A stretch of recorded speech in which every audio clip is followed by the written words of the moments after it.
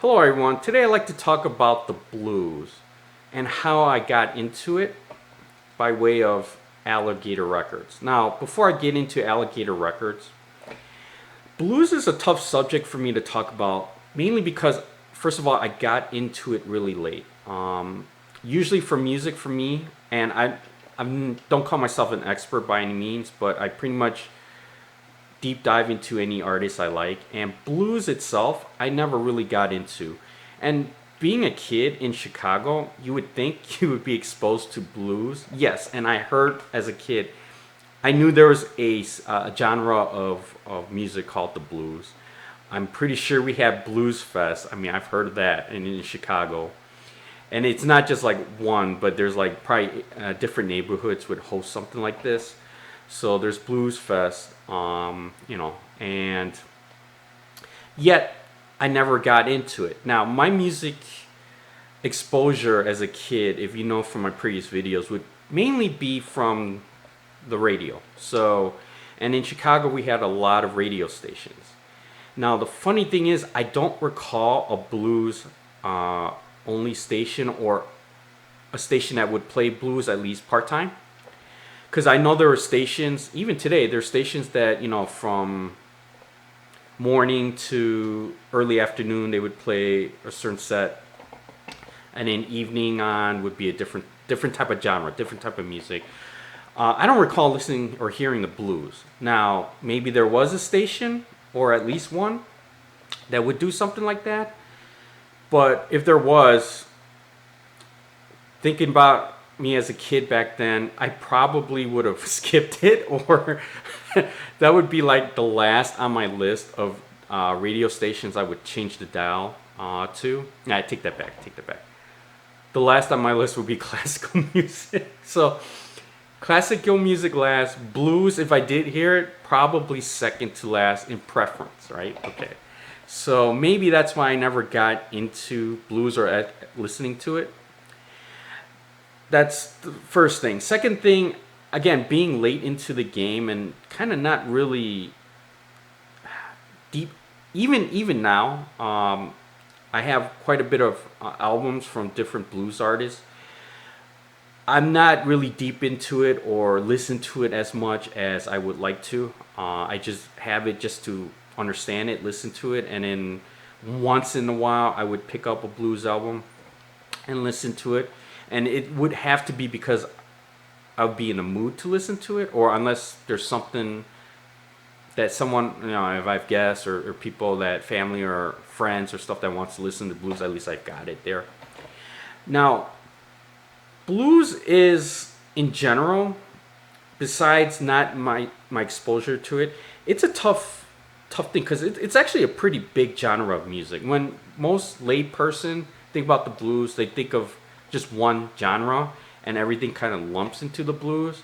But like with most, if not all genres of music, there's subgenres to it, right? There's different versions of it, and the blues is no different. Blues, I mean, the roots of the blues, what you got, the Delta blues, right? The Mississippi Delta blues. So you got Robert Johnson, probably the most popular of that subgenre, with Skip James. And then later on follows the Chicago blues, right? And that's probably the most popular. When people think of the blues, the layperson thinks of the blues, it would be Chicago blues, okay? That's where you got, John Lee Hooker, you got Muddy Waters, you got, Howlin' Wolf. I mean, it just, the list goes on and on with the Chicago blues. And that subgenre of blues, Chicago blues, to me is not only the most popular, but the most influential. And I'm influential not just from a blues standpoint, but from a music standpoint. I think it's one of the most influential genres of music, period. And when I mean that, we all know, or pretty much all know, right? The modern rock and roll that we know of, from Elvis on, okay?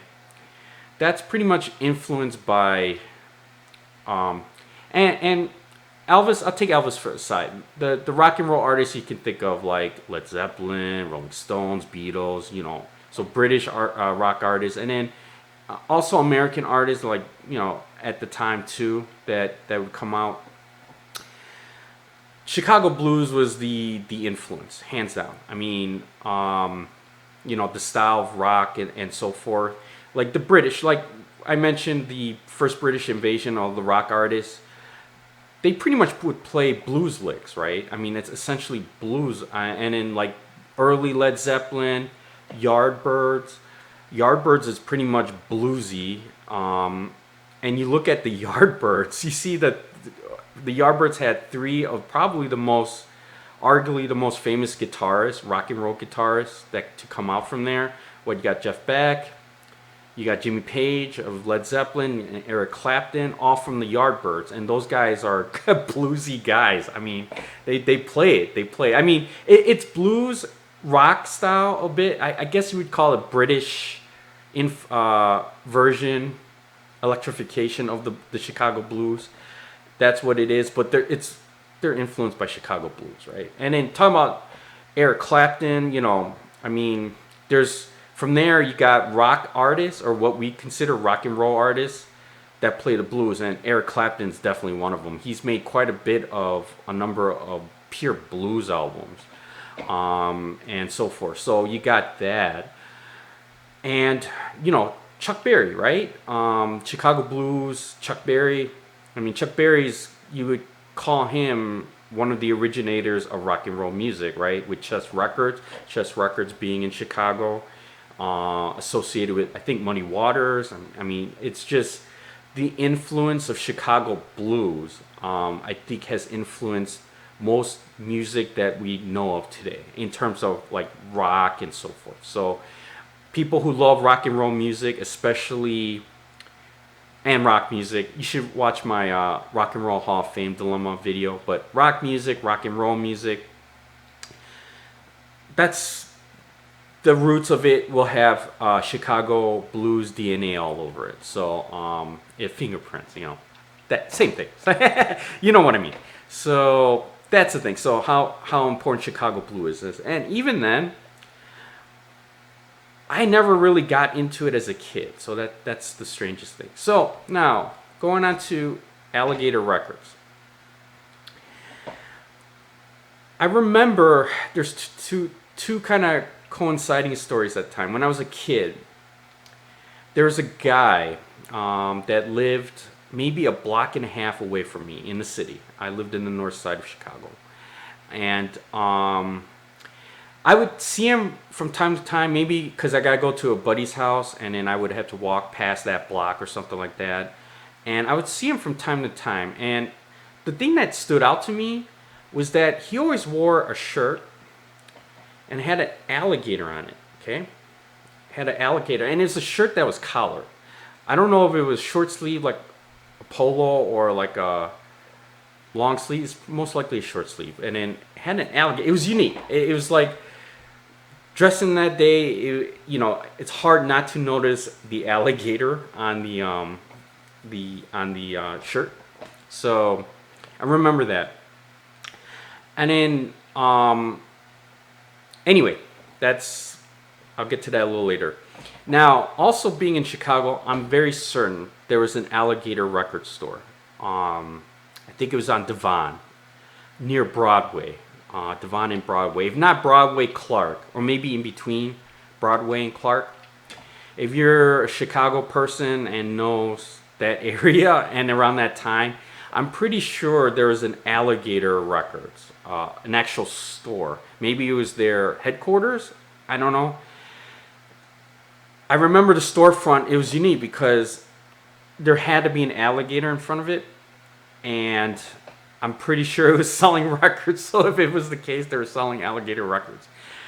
And going back from, for many years now, I don't see the store. So it might have happened a short-lived store. I don't know at the time. And this would be early 90s, I'd say. I don't think late 90s, but early 90s. Alligator Records store. Anyway, going back. So I was like, thinking I saw the guy with the alligator shirt. I was like, oh, okay, he must work here, right? So not later on. Sometimes me and my parents, our family, we all go shopping, and we would go to like on I think State Street in downtown Chicago. You would have like Marshall Fields and Carson Peary Scott, two defunct. Well, Carson Peary Scott, I'm pretty sure is defunct, gone, long gone. Macy's, that's what I was getting at. Marshall Fields was bought out by Macy's. Macy's still around, but I don't think the stores are there anymore.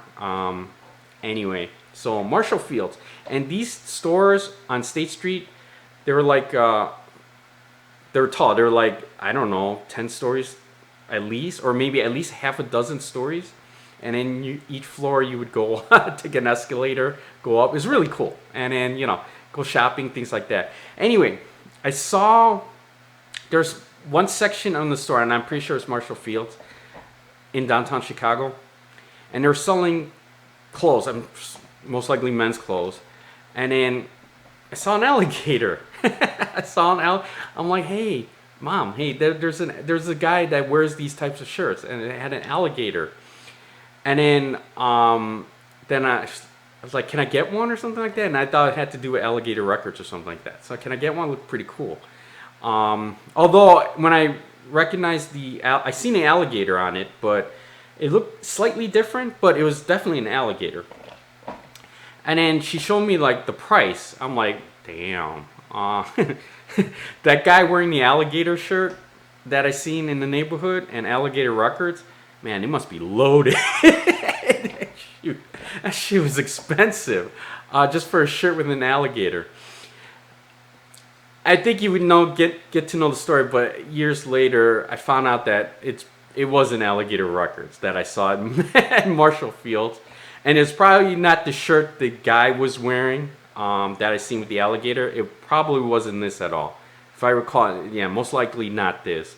It's Lacoste, or was it Lacoste? I don't know.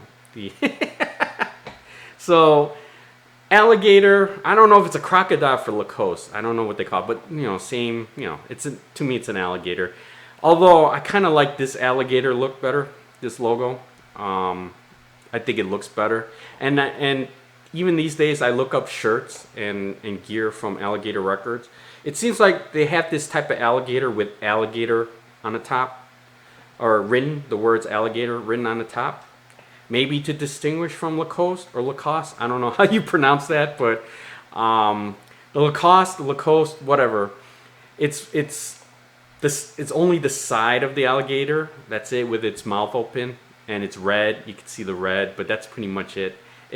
I think this is cooler looking. Anyway, that's my opinion. So anyway, that's not how I got into Alligator Records. I just wanted to bring that story up. But that's my first exposure to Alligator Records. Now, it wasn't until, I'd say, college or something, I was able to procure the Alligator Records 20th Anniversary Collection. It was a double CD set. And I'm like, what the heck? It must have, yeah, for sure. It was on sale, something like clearance.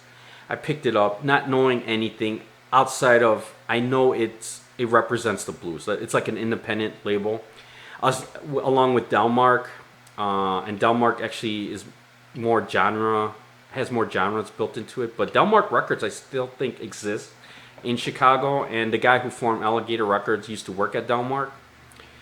I don't want to get into the story of all that, but you can look that up. But when I picked this album up, I didn't know what to expect. I knew it had to do with blues, and if anything, I most likely picked this up because of my experiences as a kid. I was like, okay, I've seen this before. What the heck? Just give it a shot. And when I listened to the double CD, especially the first CD, I was hooked. Now, Alligator Records, if you want to know, they started out, just a quick summary, signing independent Chicago blues or Chicago artists that played blues. So you could think of them as Chicago blues. Now, they're not as popular as like the John Lee Hookers and stuff like that, but I think they're just as good. I think the most famous from Alligator Records that people would recognize the name would be Coco Taylor, maybe Hound Dog. But outside of that, it's pretty much either local or artists, trying to get going, would sign on to Alligator Records. And I think from 1971 this got started, and then from there on out, Alligator Records, even to this day, still makes records. There's a lot of artists in this label, and it's a great thing. The guy, his name is Bruce, that started it, still going strong. And this was their first sampler album to come out. It's called the 20th anniversary. So if it did come out, first sampler being, if they started in 1971, this would be in 1991. And yeah, I know, math, when I picked this up, again, as I mentioned, I was hooked. And there's two songs, Jimmy Johnson being the first one. And no, not if you're into American football, no, not that Jimmy Johnson, but this Jimmy Johnson. And the song is Serves Me Right to Suffer. This song and also Kenny Neal's Look But Don't Touch. Those two songs on the double CD 20th anniversary got me hooked into it. Got me hooked into blues. Got me hooked so much. That's when I started getting into other blues artists. Now, it was hard to find the way I buy albums and so forth. Unless I really know the artist and I really want it, I usually go to like the cheapo clearance or used or something like that. Alligator Records is kind of a very boutique or it's a niche type of the albums they put out. Like, not many. You have to go to like a big store like Tower Records back then, before online shopping, right? You would have to go to like a store that would carry something like this, and Chicago should, because it's a local part. Or go to the store themselves. I'm pretty sure they're on Devon, and then pick it up. Otherwise, it's hard to find Alligator Records, let alone Delmark Records, the other kind of blues album label. But from there, that's when I started to pick up like John Lee Hooker, B.B. King, Muddy Waters, and then the Delta Blues stuff with Skip James, Robert Johnson. And that's when I started to listen and understand the different types of blues, how they played, and B.B. King, Albert King with like those riffs, constant like long, like 8-10 minutes long going on. I mean, it's pretty good stuff. And I guess what I'm getting at is this: if you're kind of like me, and not kind of interested in getting into the blues, but not knowing how to get into it. I mean, these days it's a lot easier to, with YouTube and streaming service, you could just pick blues artists that and the famous ones, like I mentioned before, the John Lee Hookers, the B.B. Kings, Bo Diddley, I forgot all about him. There's a lot of artists, popular artists. You can go and listen pretty easily, but I still highly recommend you listening to something like this, the sampler. And I picked up a few others, or actually a couple others. I have the 20th. Now I think Alligator Records been releasing samplers every 5 years since this one. So there's like a 25th. I got the 30th. This is a double CD set too. That's pretty much for samplers, and I got the concert. So these are my Alligator Records. Now, I do have some Coco Taylors, because I like Coco Taylor. But that's pretty much it for my Alligator Records, but they are good. And I highly recommend listening to some of their samplers. That 30th anniversary, the first one is the studio versions. Second one are live recordings. And the live recordings are actually very good. I actually prefer the live over the studio, at least for the 30th, and just picking up the live alone is worth it. And but going back to the 20th, I think this is a great way of getting into blues. I think Alligator Records are initially associated with kind of Chicago blues style, and I think majority of artists on their stable would be Chicago blues like music. But I think it's just all kinds of blues in general. And if you really want to get into, I think this is a great way because it's great music to begin with, and there's a lot of variety, especially from artists that are not as popular as like John Lee Hooker and so forth. And this gives you a great taste of blues in general, and what I think is modern blues. I do like Chicago blues over Delta blues, mainly because of the sound. Like, I have a lot of Robert Johnson's recordings and some Skip James. And when I listen to them, it's more of the recording where it's, especially Robert Johnson, it's really mono. Like, I have great stereo systems that can produce great sound from mono recordings. But for some reason with Robert James, it always comes out like sounding like you're playing it from a phonograph. Like, I don't know, even how much they can remaster it, it just sounds like the sound doesn't sound as pleasing, even though I can hear the music, but it just makes it harder for me to hear and understand the music as opposed to a better, cleaner mono sound or stereo. Anyway, but Chicago blues, and I really highly recommend anyone, even if you're starting to get into blues and all you listen to are the popular artists like I just mentioned, B.B. King and so forth. Pick up, look up the label online for this, like the 20th anniversary. I especially recommend this one first, and then listen to all the songs that they show on here. If you can buy this album, go for it too. Just buy it. I mean, it's worth it, and I think once you pick it up and listen to, I think you'll get more into the blues like I did. And I think it's a great primer for it. So, and congrats to Alligator Records, really. I hope they keep going no matter whatever happens.